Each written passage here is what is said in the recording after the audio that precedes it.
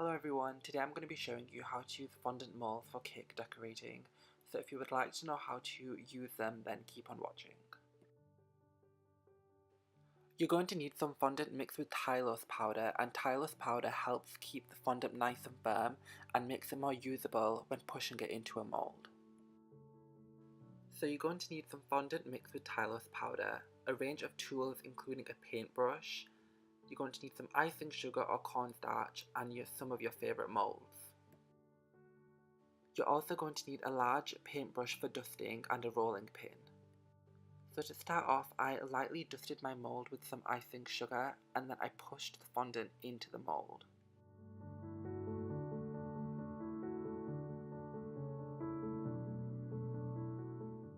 You want to make sure that you've conditioned your fondant before you actually push it into the mold, and you want to try not to use too much fondant when you're pushing it into the mold, because if you use too much it can end up becoming a little bit unmanageable.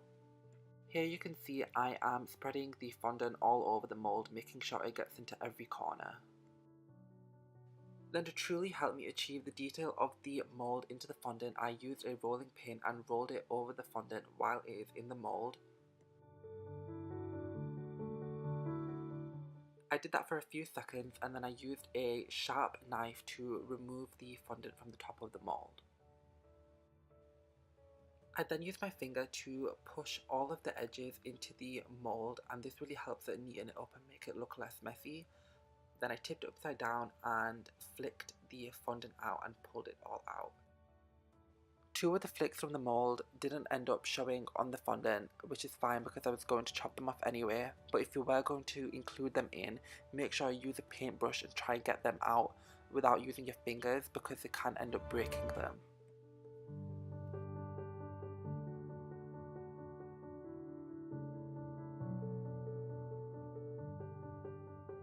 Moving on to a bit more of a complicated mold, this one has a lot more swirls and a lot more delicate lines in them, so I'm going to be showing you how to use this one. I started off by lightly dusting the mold with some icing sugar. Then, as I did previously, I got my fondant and I pushed it into the mold, trying to make sure that I cover all areas of it. Using a sharp knife, I cut off the excess of the fondant, but there are some parts of the fondant that didn't quite reach all the way into the mold, so I'm going to use little blobs of fondant and trying to fix all these areas.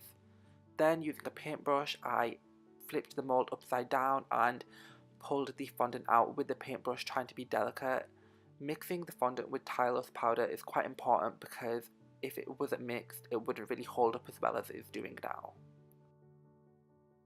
I try not to leave my mold creations too long out before putting them on the cake, as they can dry up and then break while you're trying to put them on the cake.